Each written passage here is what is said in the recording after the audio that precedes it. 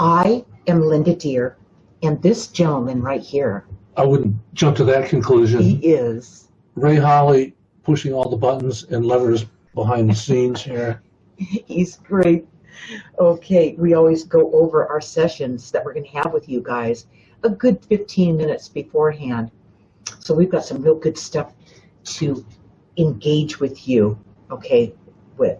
So, and by the way, we are always so happy to do this with you guys and love when you bring your questions about the chapter you want to work on or whatever part in part 3, whatever you wrote in your journal that you need extra help with.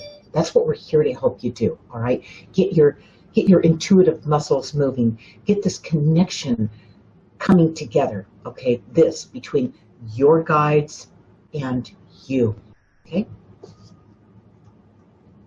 All right, so today is August the 7th, 2019, Wednesday, right here on Facebook Live. And this is about the guided journal writing system. When I say that, I'm talking about guided. There's 3 parts to the system. Guided is the first part. My guided journey is the second part. This is where you take the journey. Guided is where I took the journey. It's my true life story on how I made this connection to my spirit guides and angels. This is how you do it. And part 3 is the journal writing, my journal writing. After you take the journey in part 2, chapter 1 through 18, and you've got yourself back, okay? You've restored yourself, and now you're fully functioning. Then you work with part 3 and keep the journey going, keep the journaling going so that you don't get off track again. So you keep yourself in the present moment and connected to your guides and not lost anymore, all right? So we're going to be working in part 2 today. And by the way, part 2 has part 3, part of this, part 3 journal writing. At the end of part 2, there's 20 places where you can do your entries for the third part, the journal writing. And we always encourage you to start with part 3, because until you can see where you are right now, when you write down what's going on in your life right now, what's holding you up, what's causing you aggravation, what's hurting you, okay? What hasn't been healed from the past, the pain that you're trying to resolve, but you can't see it. You need to write it down in part 3 as you begin to realize it and begin to acknowledge that it's going on and what triggers it, okay? You can't go back and look back and find out what that was from your early life when you were a child until you see where you are right now, all right? Okay, so that's what we're going to be working on. And today we're going to be working with, is your life loaded down with compromise? Compromise is big, okay? In fact, compromise is something you do. It's almost like, you know how people will, I'm going to just explain it like this. Jim Carrey did that movie called Liar, Liar. It was a great movie. It made such a good point. It was about everybody, he tried to live his life without lying. And it was absolutely impossible to live his life without lying because everybody wanted to get the nice information. They wanted to hear what they wanted to hear. Okay, they didn't want to hear the truth. So he was forced to say a white lie. He was forced into all these different, corners, you might say. This is where he had to tell the truth. Yeah, and the minute he told the truth, he lost his job, his girlfriend left him, he got kicked out of his house. I mean, it was like, this world doesn't want to hear the truth, all right? You could try to live that way, and I live that way, Ray lives that way, but there's times when they push you and they try to corner you, and they're, everyone's used to playing that game. So this is very similar to compromise. You go, I'm never going to compromise. I'm just not going to do it. But before you're even finished with that sentence, You're right back at it. You're compromising. It doesn't work in this world. Okay, so tell me how sick that is. People do it. They don't even think it's compromising. I know. They just have done it for so long. At one point, it was the first time they compromised, way back when. But it's so easy to do that you think it's normal. You fall into it. And what happens with compromise, just like lying, compromise begets more compromise and more compromise. You can't help it. All of a sudden, like Ray said, it starts to feel normal because everyone's doing it. Everybody's doing it. Everyone's doing it. But you know what? It eats away at you. Ray, what do you have there? What kind of notes did you make about this thing? And who do we have with us today, Well, Ray? we have a bunch of people. We love We've you got guys. front row seats. They were here early. Good. Kathy. Okay, we want to hear your questions. We want your Kathy, questions Vanessa. around the compromise, all right, in Vanessa, your life. welcome. Stacy Good. from Texas. Stacy Bauer. And Ray Holly and Linda Deir. There you go. So, Ray, do we have any questions from these? Not yet. Okay, bring your Be questions. shy, but Yeah. Did you read this yet? No, you didn't. No, I didn't read it yet, but I mean. Go ahead, and then I'll do Okay. my Well, I'm going to kind of cut it short because these guys know what I'm talking about. So, what happened to the real you, or did you even matter anymore? That's compromise when you start to feel like that. You've been compromising for a while, and it's piling up on you, all right? And I'm just going to cut to the chase here. It's time to acknowledge all the compromises you have made so far. That's where, in part 2, or My Guided Journey, go to part 3 and start writing down what you feel, what you know you have compromised. I mean, you can justify it. You can go, I compromised. Linda doesn't understand that. I kind of had to do that. Still write it down because it's deceiving you. What it's doing is degrading you. You won't see it until you start writing it down, and then you look back at it and you go, uh-huh. Okay, then you'll notice when you first started doing this, when you were a little kid, when that compromise first started. In this world, they kind of push you in that corner, and it just becomes a snowball effect. And then write down those compromises in part 3, like I said, of your journal, and complete the 4 qualifying questions. So oh my gosh. So you write down the compromise. They can't read the sign on the doorway. So you can't see the compromise, and you write down the compromise, and then you start asking yourself those 4 qualifying questions, which is, how did it make you feel? And then first you write it down, and then you ask yourself, how did it make you feel? And then you ask yourself what you realized from it. This is the awakening part, okay? And then what action did you take? Or what action do you intend to take? All right? So those are the 4 qualifying questions that will lead you to the truth, okay? Remember I was talking about the lying and compromise. They kind of push you into it, and they make it impossible for you to tell the truth because the consequences are enormous, all right?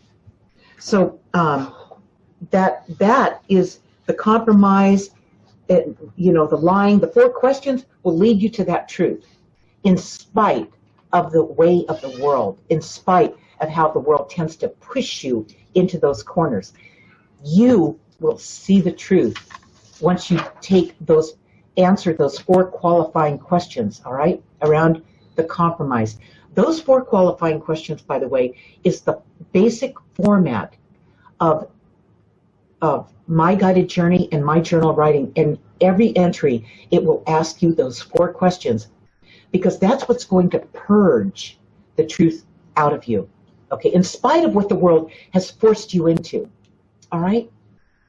I say that because eventually, you guys, what you're going to realize is you're going to not become stubborn and go, I'm never going to compromise. You're not going to become angry and mean about it. You're just going to go, okay, I see this now. I see what they're doing. All right, I see what everybody's doing, and I'm going to find a way to live my life and lead my life free of compromise. we did a blog post. Ray and I did an insight. I'm going to say it was a couple of years ago, and I don't know that this is the exact name of the insight, but it's close. All right, it said change or adapt, but never compromise. So what's the difference? Change or adapt, but don't compromise. Ray. Well, there's people who are just stubborn, not flexible, and they pride themselves on saying, I never compromise. But what they're really saying is they're not flexible. They're not open to new information. That's right. There's a difference. Right. That's what Ray's talking about. So if you just go, well, I'm just going to choose to be stubborn and never compromise, never change and adapt, it means that you don't pick any of them, all right? You certainly don't want to pick compromise. Right. But if somebody presents you with a challenge and they're trying to get you to compromise, don't compromise. Change, that would mean change something you're doing or get away from the situation. Move would be a radical change, okay? That's what I did. That's what I did 30 years ago when I left California and got away from all the family. Now, I wasn't hanging out with them or anything, but they were still in the neighborhood type of thing, And I got away from them because there was no way I wasn't going to, I wasn't going to compromise. I wasn't going to adapt to that standard, okay? I had to change. I had to make a radical change, and that's what I did. And I wasn't stubborn. What I was doing is I was looking out for myself. I was protecting myself. I had to get away from there to finish the healing, okay? I couldn't do it when I was around these people who constantly threw negative old energy at me, You can always tell those people who are so stubborn that claim I have high standards and they don't want to say. Those are the ones that always say stuff like, "Oh, it's my way or the highway." That's what they. That's a dead giveaway there. That would be a perfect example of that. So if you're dealing with something like that, these people aren't living in the world seriously. They're playing games and they're pushing people around. Yeah. So what about these win-win situations? People say, well, we want a win-win situation here. We want to end up with a win-win situation. What does that mean relative to compromising? Okay, so what kind of condition are you? It could be a business negotiation or... Okay, that's a legal matter. Or it could be, like you say, it could be a legal mediation. A legal mediation. Okay, a win-win situation. It could also be something where you're negotiating anything. Okay, negotiations happen in business all the time. Negotiation with your kids. All right, so you're trying to work with them. And let's say you have some kids and you go, okay, well, I'm going to get these kids to, instead of just giving them an allowance each week, I'm going to make them work for it. Okay, so now they have to, there's a compromise, right? They have to work for it or they don't get the allowance. That's a compromise, right? Yeah, I would say so. That's a compromise, and that's a compromise for everybody. But then, you go ahead and you pay them to do the job, to do the work that you are hiring them to do, like clean their room. Yeah. That's BS, you guys. They should clean their room anyway. Now, although you think you're compromising with that child, they're really pulling the wool over your eyes. They're the ones that are putting you in a corner and making you compromise because you're the one paying for a service you shouldn't be paying for. Well, maybe you used to pay the maid to clean their room, and now the deal is clean your room and you get your allowance. Now I don't have to pay the maid. So that's kind of a win-win situation. They get the money, you get a clean room, you don't have to pay the maid. But really, you guys, if you have to pay your kid to do it, I don't relate to that. Okay, it's like, you know what? If you want just regular, anything, you're going to clean that room. I'm not paying you money for that. All right. Well, I don't know. I remember reading in your book where they bribed you with candy. But the point is, if you paid for a maid to clean the house and now you can't afford the maid anymore, your kid might be the one that says, hey, I used to get this for free. You want me to clean my room? Pay me. I wouldn't pay him. All right, that I would call that extortion. Extortion. Yeah, that would be extortion. So you've got to learn what the difference is between compromise, change, adapting, extortion, and allowing these things to degrade you one by one. Because once you start to compromise, let's go back to the kid. Clean your room and I'll pay you some money because I can't afford the maid anymore. The kid's thinking, well, he used to pay for a maid, so you could certainly afford to pay me, you know. Maybe the kid got his allowance before for doing nothing, though. Well, then that's your fault. Yeah. You know, really. I mean, Yeah. That's your fault. And then you just have to tell him new rules, you know. Now you got to clean your room. These are new rules. Leaner times, new rules. We all have to pitch in, work together to pull the wagon here. And I need you to help me. I don't need you to make me negotiate with me to do normal things like, clean the bathroom, That could be a win-win situation. Everybody pitches in. That's right. So compromise, that's why writing this stuff down in part 3 to identify what compromises you have made so far that is working against you, that is an extortion, degrading yourself, or maybe it's change. You notice that, okay, I see it and I need to make a change, or I need to do something to adapt, but not compromise. The guides always say never. In fact, we're going to let them talk to you about this for a minute, just to get the point across. Besides me telling you, let the masters tell you, all right, about this compromise thing. And here they go. Compromise and agreeing to a situation that's good or better for everybody are different things. Compromise is usually a bad thing because it's a sign that you are willing to accept mediocrity. This is where it wears on your soul. Right. Mediocrity. You didn't come here to live a mediocre life. You came here to live the life you intended before you got here. And that's a powerful, purposeful life, not a compromised life. A life filled with regrets, because that's what happens. You start resenting it, okay? Because by then, usually by the time you start documenting the compromises you've made, you probably have to peel off about 8, 9, 10, quite a few compromises that you've allowed to build up. So what do? How do you do that? First of all, you write them down. You acknowledge that you did it. Answer those 4 qualifying questions. Write it down. How did it make you feel when you wrote that down and realized what you were doing and what you realized and what action you're going to take? Like, you're going to cut this stuff out. You're going to start to thin down your compromises. Don't go out there and try to slay them all at once. Just take them down one at a time, nice and easy. And back out of those compromises. You get halfway through them, you guys, and you're going to start to be able to breathe again. And you're going to go, God, these people aren't pushing on me anymore. In fact, they're backing off. And that's good, okay? Yeah, that's the beginning of you getting your life back. You usually compromise in the first place with those people, trying to please them.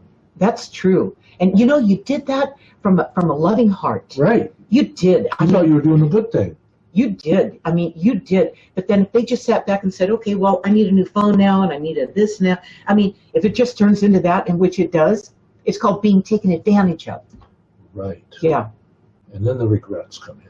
Oh, yeah. And the resentment gets to be huge. Okay. Write it down so you can start thinning it down. You write it down so you can see it, and then you start pulling out of it. Okay. Step by step. And when you see that, compromise is like a sign you see on the road to regret. It's true. Yeah. Last night in Linda's Weekly Guided Insights, we do this on Tuesday nights too, around the insights. And we did an insight around Let me get it out. Are you having a breakdown? Now, having a breakdown, that was a number of compromises over a period of years that led to that breakdown. Mm-hmm. Okay? That's the only way it can happen. So there's consequences to compromises that you need to check them off and clean them off and finish them off and notify the people around you. No more. Not doing that anymore. No, not doing it. And don't make them compromise. Don't, just because you stopped putting up with it and you started thinning it down and getting rid of it, doesn't mean that you turn around and do it to someone else. Catch yourself. If you catch yourself walking over that line, write it down, okay? Okay? And then you'll catch yourself. You'll remember, you'll look at the early part where you had to deal with it, and then you started stepping into maybe doing it to somebody else, and you just go, oh, I'm not going to do that to someone else. Nope. I can get straight with them. They either need to change or adapt, but they don't need to compromise because of me. So compromising, somebody who compromises all the time, that's bad enough. But what about somebody who compromises one time, then they don't compromise the next time? I mean, doesn't that make them look weak, wishy-washy? Well, let's put that into real life, all right? What kind of situation are you talking about? Well, one time you wanted to go out with somebody and meet them for pizza, and you said, let's meet at 8 o'clock.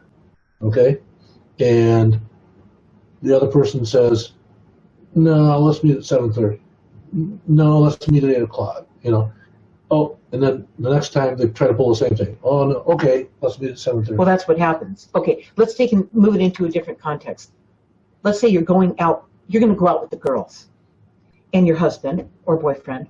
You say, hey, tonight is my night, it's girls' night, and I'll see you in the morning. I'm going to be out late, and we're going to be having fun. Then the next night, while you're out with your girlfriends, they go, well, let's catch a movie tomorrow night. There's a really great movie. Let's do that, okay? And then you go, yeah, I'm all in on that. Then you come home and you tell your husband or boyfriend, oh, by the way, I'm going out tomorrow night too. Now, and let's say he goes, well, okay. He's compromising. You put him in a corner to compromise. This is what you don't want to do. You might really want to go and see that movie. But you know what? You're with this person, and they deserve some respect. You don't just trample over them and take advantage of them, right? Just like what happened to you. You don't want that to happen. So you start to realize where maybe you've done it or you're doing it, and you just need to slow it down. You need to pull back and go to the movie with your boyfriend or husband, and that's not a compromise. He let you go the night before. It's not to be abused, is what I'm trying to say. Yeah, because when you compromise, the first knee-jerk response from the person you compromised to is for them to take advantage of you, because now you're an easy mark. Well, you're forcing that other person to compromise their values for you. For your convenience. Yeah, you are. And, he'll probably, if he's a nice person, he'll say, oh, okay. You're going to know that what it is. And so it's about playing fair, you guys. It's what it is. And being played fair, too. All right? It's a two-way street. The better that we practice this with other people, the less likely we will fall into it ourselves when it's played on us, okay? Don't you see compromise most of the time in relationships? I'm not just talking about personal relationships, but everything's a relationship. Yeah, it is.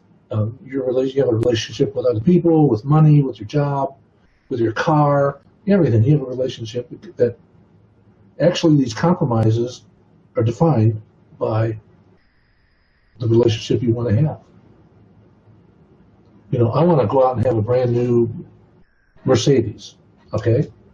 But I compromised and I bought something else. I downgraded myself rather than waiting until I could afford what I wanted. Yeah. and actually maybe became the person that could afford that by adding more value to the marketplace. I don't know. Okay, I could take that same scenario and say, I chose not to spend all that money on a car, Mm-hmm. and I didn't compromise. I adapted. I Ah, changed. There's a difference between the three of them. You either adapt, change, or compromise. Never compromise. So when you catch yourself in a situation, right in part 3, I have a situation I'm being presented with. And write it all down and say, am I compromising? Do I need to change something? Or do I need to adapt? And what does that look like? You guys, you have to start moving slower. You have to start defining what's going on in your life so it starts to work out the way you want it, the way that it needs to work out so that you can make this connection. You see, that's the whole point to this. If you're lying, if you're compromising, if you're exaggerating, if you're making stuff up, if you refuse to see what is, just what is, if you can't handle the truth, think about that. That's what keeps you separated. That's what keeps the connection from happening, okay? Until you make this connection, until you know who you are, can this connection even exist? So when you know who you are, when you write these things down and you have that checklist and you follow that and you check on yourself before you leap, you start to know yourself really well. Okay, that's the key when you know yourself. Now you can trust yourself. Okay, this connection to your guides is perfect. It's a perfect hit. Okay, you can't miss when you know who you are and you trust yourself. You would never walk over that line, but because the line has been blurred so much in this world, you have to start to document what's going on with you so you don't fall into the same old trap. so the compromise that breeds the resentment later on, And it really does. or the regret, Yeah. and you don't have the opportunity to change at the time. I mean, I think a lot of that. In my own case, I can remember my dad saying things like he was very fixed in his Okay, now ways. let me say this one thing for Ray. What's going on with Ray? What will happen? You start writing in part 3 about the compromises that you have made in your current life. Right now, you start to remember what Ray's doing right now. You start going back and saying, I remember when my dad blah blah blah. I want to hear what Ray has to say. But that's when you go into part 2 for compromise. And I'm going to go to the chapter for that, and it's chapter 12, compromise. Okay, that's what this is. A quiet desperation took over. You took everything personally. That's how compromise was allowed to happen. That's how you allowed it to happen. And we watched you get lost. And that's your guides. Okay, so Ray's going to talk about what happened back there. It naturally leads you into it by talking about where you are right now. Go ahead, Ray. Okay, I would ask my father to do something. Can I go do this Thursday night, Friday night, whatever? And he would force me to compromise because he would say things. He didn't say it's my way or the highway, but he had another phrase. He would say, I would say, well, why can't I do that, Dad? Why won't you let me do it? He wouldn't give me a reason. He would say, because I'm the parent and I said so, that's why. That's Okay. like the my way or the highway. How did you interpret that, Ray? Wait, here it goes. That's like writing it down in part 2. Okay, compromise, chapter 12. How did that make you feel? That made me feel like my opinion didn't count. He wouldn't even listen to why I wanted to do it. And what did you realize from that, Ray? That I had less value, or my opinion didn't count in the family. That's how it made you feel. Right. What did you realize from it, Ray? Um, Then I'm going to ask you the what I action. realized is that probably the next time I wanted to do something, she's going to ask me, I should just go do it. There you go. Okay, and that would be the normal response, wouldn't it? Okay, so Ray, the action. What action did you take? The next time I wanted to do something, I just did it. Okay, there you go. Okay, so this is, you cannot help but go back and find where that started and who it happened with, when and where it happened, okay? And how it made you feel, what you realized, and the action you're going to take. Ray went about his own business. He just eliminated that. He wouldn't compromise. It was nonsense what he was told. It was really not respectful what he was told. It didn't make sense to me. It didn't make sense to me when I heard it. What, just because you're the authority, that's why? That's not an answer. Okay, we've put up with a whole lifetime of this stuff, you guys. That's what this journal is all about. That's what this guided journal writing system is all about. This is how I did it, and there were consequences. Oh my God.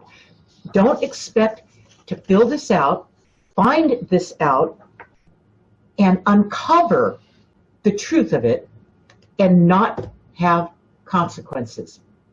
Okay? It's just the way it's going to be. All right. My whole life was filled with consequences, and I was fine with all of them because I couldn't compromise. I just couldn't settle for stupidity, you know? That's what that was. Yeah, it was. Or one time they let you go, next time they won't let you go. That's the inconsistency. Yeah, you're right. That's true. That's the wishy-washiness. That's the... You don't... They compromise one time, you don't the next time. That's right, Ray. That's true. And you don't know what it is. Pretty soon you don't ask. Again, you don't ask. You don't ask because you've got a better solution than the parent does. Right. Right. You just go. You just leave. So do we have anybody that has a question, Ray? No questions yet. Well, You yeah, guys- Kathy had a question. Okay. Were those interdimensional beings knocking on the door? Could be. Who were those? Yeah, I had to set the Amazon delivery guy straight. Yeah, that's right. Okay. We have Kathy, Vanessa, Stacy Bauer. Oh, we have Melanie Clayton Buchanan. Great. Pearl's mom. Yes, And- Pearl's mom. And we have That little goat. and Jeffrey Eisen. Great. Okay, Jeffrey, good. We want to hear about your questions around compromise. You guys, we're not seeing the questions here, and your guides are ready to answer that. We're ready to work with you on that. Prime time. Your opinion on compromise, or places where you've compromised in the past where you wish you hadn't. And maybe where it's built up to a point where you feel kind of boxed into a corner, and it's time to peel the onion. It's time to take it down layer by layer. And there is an eloquent way of doing this. That's how I did it. Now, the way that the players, you know, the people that were affected by my resistance to letting them, and I'm going to call it what it is, to control me or push me around. That was basically it. I just let them, I let them think that they were doing it. I never let them do it. I let them think they were doing it because the family members were really intense. I might just call it that. And they weren't going to give it up. It was their way or the highway. So I learned underneath that pressure how to see it for what it was, Started journaling at 7 years old so I could see it, okay? That was my solution to seeing what I could do under that pressure, under that repression, okay? That was my solution. Did I out and out rebel against them? No, I didn't do that because it would have caused all kinds of conflict, and that would have interrupted that moment, that time I had to see what this was as I did my journal writing. So I didn't invite that in. There's always a choice.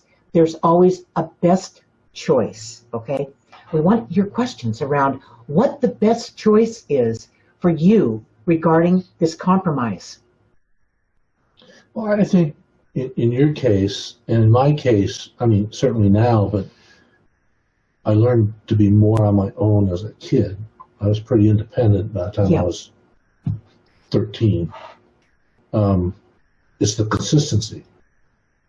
You can't be one way this time and different the next time. Right. It's like lying. Let me take you back to lying. Lying and compromise. Lying is inconsistent. People will lie one time and then they'll forget the lie they told, and they'll tell another lie over the lie they thought they told before. It's inconsistent. When you compromise, you become inconsistent. You want to know why? Because you're not being true to yourself. True. It has to do with trueness. It has to do with the truth. It has to do with telling yourself the truth. You tell yourself the truth in part 3. You start to tell yourself the truth. You tell about the compromises that you've made because you've made them. Then you start to tell yourself the truth about these compromises, how it makes you feel, what you realize, and the action you intend to take every single time. And even if you don't take that action yet, write down the action that you intend to take. The one that you know, once you get your sea legs under you and you feel strong enough and your delivery is true to your nature. That's what happened with me. My delivery was true to my nature. I wasn't forceful. I didn't push on anybody else. I didn't cause conflict. I didn't, try to confront people and get in their face when I knew that would never, ever resolve anything. Okay, I knew it wouldn't. So you have to look at what's going on around you and figure out how to, in spite of that. This is your journal. Nobody sees this. This is what's going on inside of you to get the conflict out, okay? You take it out of here and you put it on the pages. Now, it's not here anymore. It's not hurting you anymore. It's here. And then you can review it. You can see it and go, oh my gosh. Oh, I see the sequence. I see how this continues to play out in my life and what I hoped to do, how it made me feel, what I realized, and what I intend to do. It's just a matter of time before I do it. Okay. And that's how the questions come in. Read the subtitle of the book. Subtitle. Oh, the subtitle of My Guided Journey is, it's a journey of self-discovery and personal transformation. And that's where the questions come in. That's when you're asking yourself these questions. It's inquiry. Right.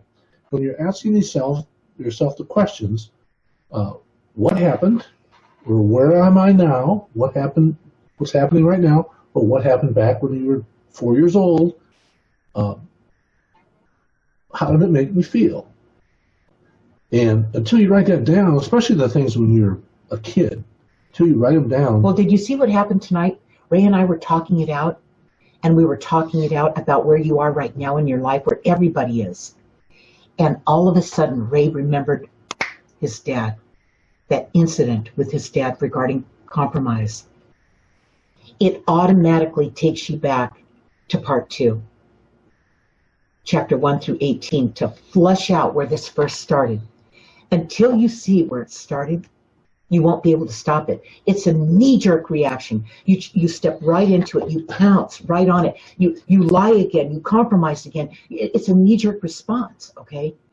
It's not your fault. You don't know. You don't even know where it started. And that, it leads you back. As soon as you start, it might take you 2 or 3 times writing down, I compromise here and I'm going to write it in here, and I compromise there and I'm going to write it in here, and I see myself doing it again and I'm being forced to do it again. Forced? Nobody can force you to do anything. It was learned back there. And then you start to realize it starts to get under your skin and you just, what is this? And then bam, you remember that time when you were 5 years old. 3 years old, whatever. It just comes to life, all right? You get it. You sneak up on it, you guys. Okay, we have a question from Denise. Denise from Australia, hi. Denise? Why am I compromising myself by staying in a relationship that I compromise myself in most of the time? What am I not seeing here? That's perfect. That is exactly the kind of question. That's a perfect question. What is it you don't see? You want to talk about? What is it that hurts you in that relationship that's not working out for you? You need to write down those compromises that you made from 10 years ago. Okay, so let's say you're in this relationship that's not working out. It's 10, 20, I don't know how old it is. And you made a compromise a long time ago. Well, your partner, they're looking at you like, well, that's just our life. That's normality. That's just the way things are. You're looking at it like, no, I compromised 20 years ago and I changed my mind. I don't want to do that anymore. I feel like your doormat. I don't want to feel like that anymore.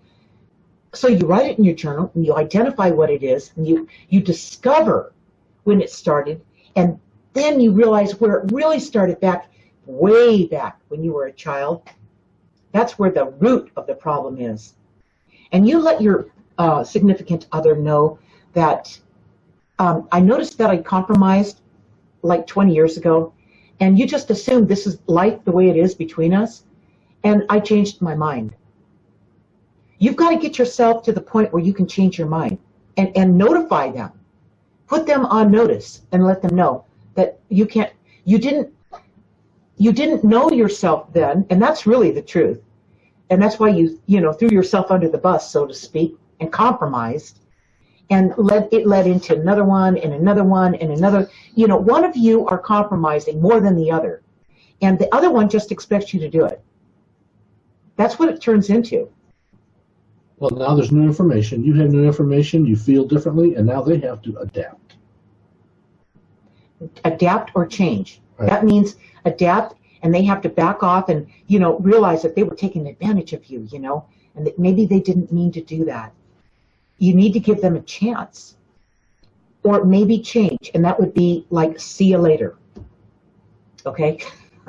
That does happen, you guys, all right? You've got to be okay with the consequences for the benefit of everybody. By the way, not just you, but everybody.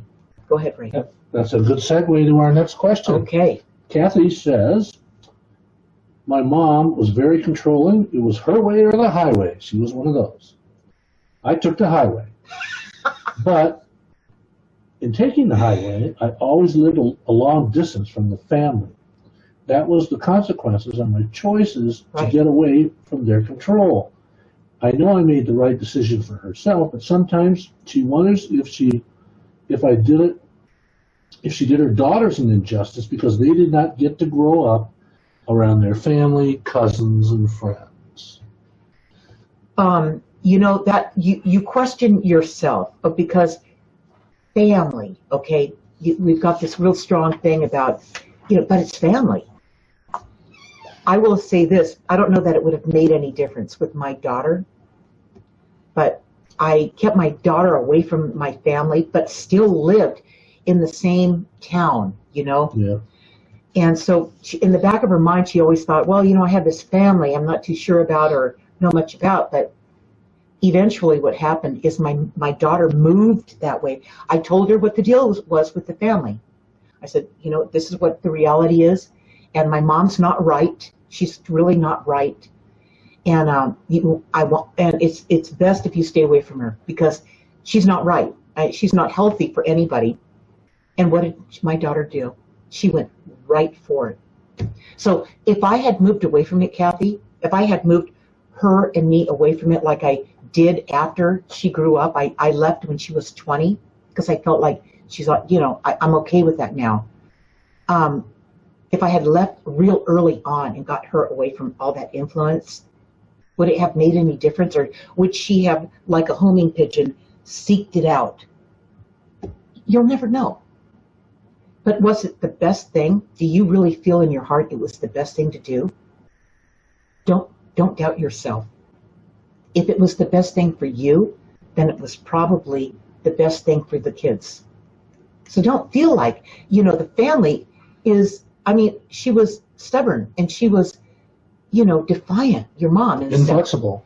Inflexible, right? So how do your kids learn good things from that? You have to get real with this situation and not feel guilty, not run guilt.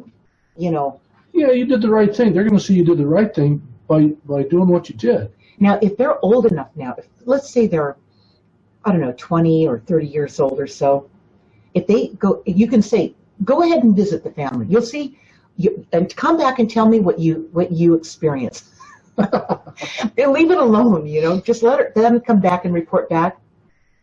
You'll get the information from that. They can always go back and have that family if they want to have them. But you did your best as the mom. And you made the right decision at the time. To protect them, all right? It's making the best decision with the information you have at the time. Absolutely, absolutely. So we don't let guilt run us. That's nonsense, all right? Okay. Good. Denise says thanks. Write it down, Denise.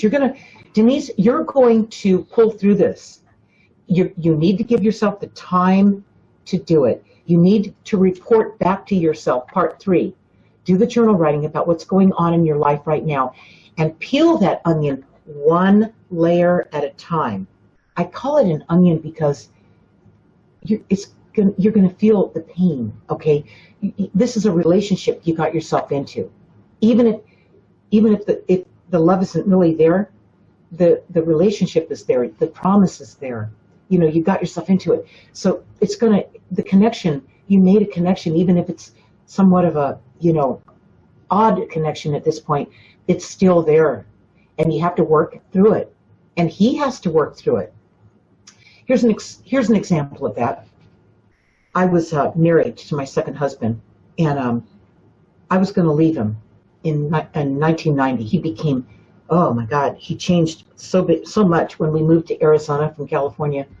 I couldn't believe how much he changed and the stuff he was doing. And I said, I really can't do this. And he begged me not to leave him. And I went, wow. I said to myself, this is a relationship. I got myself in this relationship. This is a two-way street. I don't think it's going to work out. I didn't feel it was going to work out. But I said to myself, he is seriously not ready for me to walk away.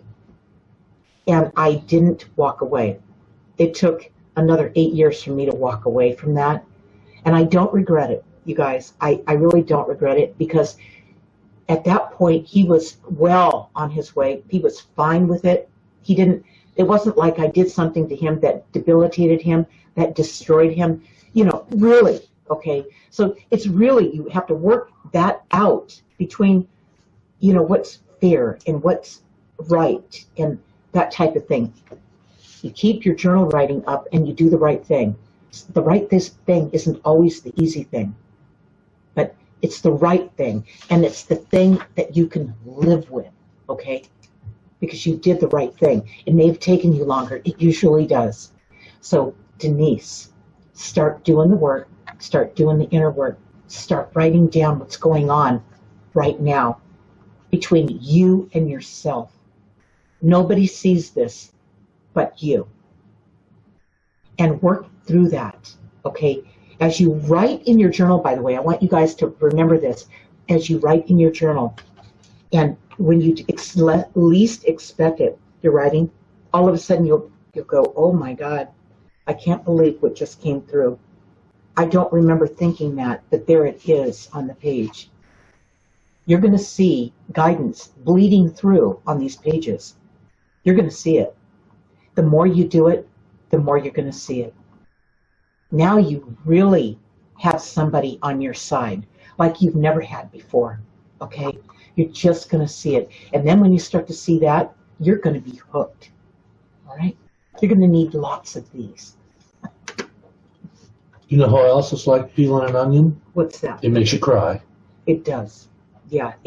But you have to purge that. You have to accept that that's part of it, okay? Consequences, you guys. The biggest consequence you could face is cheating yourself in this lifetime and not living the life you came here to live, all right? And you can't live that life until you're free of these compromises, all right? In getting free, here's what happens. In getting free of these compromises, you become who you are. You become the person that you intended, hoped you could become to live the life you came here to live. You can't live that life until you become that person. And to become that person, you have to solve these inconsistencies. Okay, Denise says the issue with the relationship is that he's a Christian and he doesn't see what I do as Christ-like. If he knew I used the board, he would have a fit because the board is evil. Okay. Okay, that's called a closed mind. All right. So that's all it is. It's no different than the business negotiation where one of the business partners refuses to lean your way and not compromise, but negotiate and come to an impasse and work things out. They have to win. It's got to be my way or the highway, dag nabbit, and that type of attitude. That's a closed mind. Okay, that's a different version of a closed mind without having religion on it. Religion's tough. That's fear of judgment by him. She's afraid of him judging her. Well, it could be more than that, right? It probably is. It could be more than that. So you've got to look at your situation, Denise, and if you could be harmed in the situation, right, you have to really plan your steps. Okay, you just can't just lash out and you know the consequences. Wham, could be astronomical. You don't need. When I grew up in that conflict, I never asked for trouble, not ever. I let everybody think they had the answers. I never went there. And inside me, I was always journaling, figuring it out, seeing it, okay, getting it out of here where it was tormenting me and seeing it on the pages. And then as I was writing, I'd see where my guides infiltrated my writing. And I saw the help I was getting and the insight I was getting. Oh my God. I knew what I had was genius. Okay, that's what you're going to find. You won't know it until you start to do this. Part 3, start tracking your steps and answering those 4 qualifying questions. Write it in here. How did it make you feel? What did you realize after you wrote it down and what you realized from what you felt? And what action do you intend to take, even if you don't take it right now? What action do you see yourself taking to get yourself back? Okay? It's not so complicated, but you have to write it down. Otherwise, it's out in the ethers. It's out of context. Oh, I don't remember when that happened, and yeah, that happened, and oh yeah, I forgot that, and all of a sudden you block it all out, and because you can't stand it. You got to write it down, and you got to ask those 4 qualifying questions. That's inquiry. You're inquiring within yourself. It saved me as a kid. And the consequences, when I finally had to face some of these consequences, they weren't so bad. I did some radical stuff, you guys, to get out of there. And it was no problem because I saw there was no solution to it. They were never going to stop doing it. And I did what I had to do. I would have done it all over again. It was urgent that I got out of there.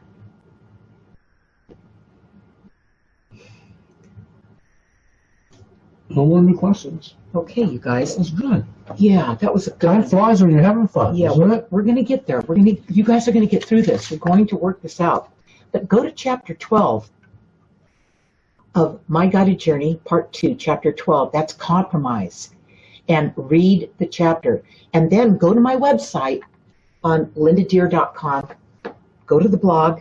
When you get on the blog page on the right side or at the bottom if you're on your iPhone, and look at the categories and go to 1-My Guided Journey and go down to the video for compromise. It starts out at the very bottom with chapter 1. So it goes up to 12 all the way up to actually 19 because I have the introduction video for My Guided Journey in there.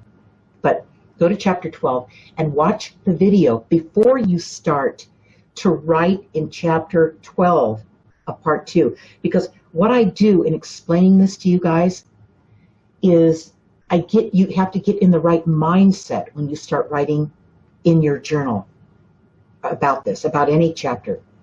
You have to start, because if you start writing in your journal from a emotional victim standpoint, you're wasting your time. This won't work. You have to look at it like it's happening out there. You have to look at it without taking it personally. You have to see it for what it is, not for what it did to you, okay? You have to see it for what it is. And then you can start having some power over this. When you start writing from that perspective, you're going to have this thing. We did all the work, you guys. My Guided Journey, just in case you don't know this, My Guided Journey was a work in progress for over a year. Beta testing this with almost 200 people. The early adopters of this before it was published. All right. So this is really fleshed out well. This is really well thought out. How did that psychologist in Los Angeles explain it? It's an amazing combination of spirituality and unexpected psychology. That's what she's called it, and it's a very good description of it. So next week on Wednesday, right here on my Facebook page, Linda Deir Author, at 6 p.m. Pacific time, we're going to be talking about the feeling of separation. This feeling of separation happened when you feel something is missing in your life, but you can't identify it. You know what that feels like, especially when you remember yourself when you were young, when it first happened. You don't talk about it because you can't explain it. Remember when you were young, you couldn't explain that feeling? So how do you find what's missing that makes you feel so separate? Since you can't talk about it, you continue to flounder, feeling lost. That's exactly how it feels. Feeling lost is an accurate description because you are lost. It happened when you lost your connection to your spirit guides and angels. That happened a long time ago, when you were a child, when you first came here. And this world started imposing their demands on you, and you almost felt like you were doing something you shouldn't be doing. Oh, you can't let them know about this. You could never explain it. You can't let them know. You get in trouble. You know, it felt like that.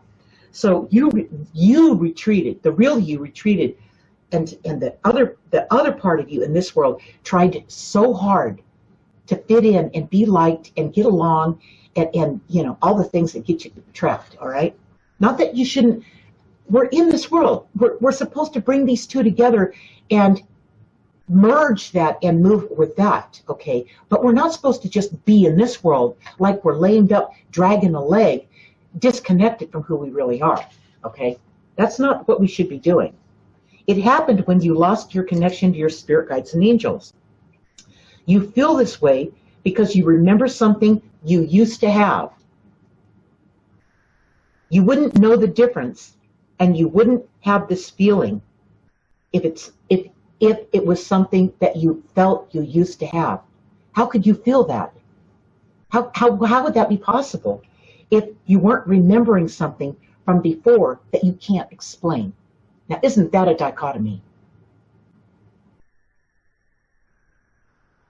Missing something and feeling the separation could not exist if you didn't have the comparison. I'm going to read that again. Missing something and feeling the separation could not exist if you didn't have the comparison. Inside you, you feel that thing that's missing. You don't even know how to explain what this is. but you remember it, but you can't identify it, okay? This longing for what is missing in your life makes you feel sad and alone. It consumes you so much that you pull away from those around you. Going inward becomes your opportunity to reconnect. It happens almost by accident as you begin to know things and figure things out in your daily life without the outside influences. This is the beginning of reconnecting. It happens when you start with that, whatever's missing, whatever you feel, that void, wherever that is inside you. You start writing about that in part 3, okay? Just the journal writing, until you really start to flesh it out and see it on, 4 or 5 different entries with those 4 qualifying questions every single time. That's what's going to bring it out. And then all of a sudden, you're going to have one of those things where you just experienced tonight with all of you, where I remember when my dad, blah, blah, blah, okay? And you're going to go back and go, I remember when blah, blah, blah. Okay, go to that chapter. Go to that chapter. And that's going to be chapter 11. I didn't write it on the page here. But that's chapter 11, and that is separation. Separation. You felt a deep separation. You not only forgot who you were, you forgot us. That would be your guides. You expected that what we had could be found in this world without much effort at all. That was a big shocker. How could something that came so easy be so hard to find in this world? Okay? When you start to ask yourself these questions, you realize that you weren't crazy when you felt it when you were a kid. Even though you pushed it away, it never went anywhere. It sat on the sidelines waiting for you to be ready. That's all. It just sat on the sidelines. Now that you're ready, here you are with us. You're ready.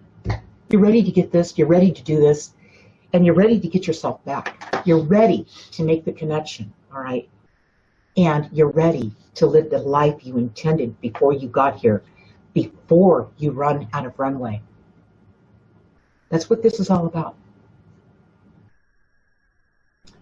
Do we have anybody else? No, that was a rousing discussion tonight. That was, you guys. And when you guys don't have many questions, I guess you're just fascinated with us talking about it. Let's hope so. So we're going to let the guides close this session around, is your life loaded down with compromise? And here they go. Compromise leads to regret, doubt, and exhaustion.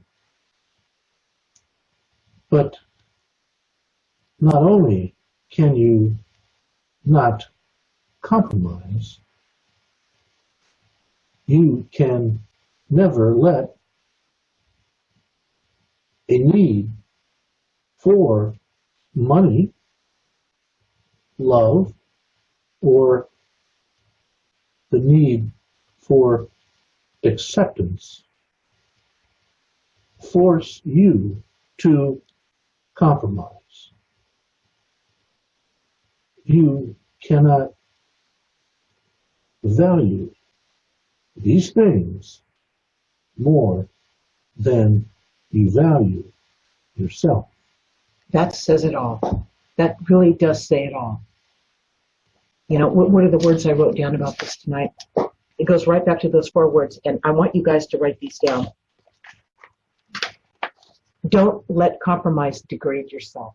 Because I say degrade because compromise doesn't happen. It just doesn't happen once. When you start writing down about compromise in part 3 of My Guided Journey, you're going to see all the compromises you've made, and you've made many, all right? And so you can rewind and start stepping out of them, all right? And the other thing is to change or adapt, but never compromise. Remember that. Change or adapt, but never compromise.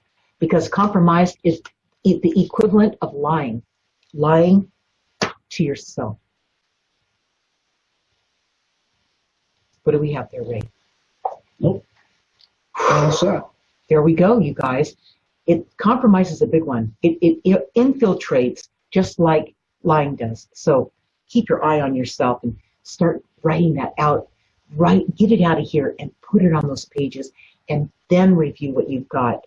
But keep it going until you find that moment like Ray did tonight.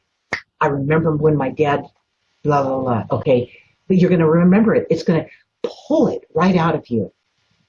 And every time you write in your journal, guess who's with you? You're never alone, and you are always being guided. We will see you next Wednesday. All right. Good night, everybody. Good night. Be kind.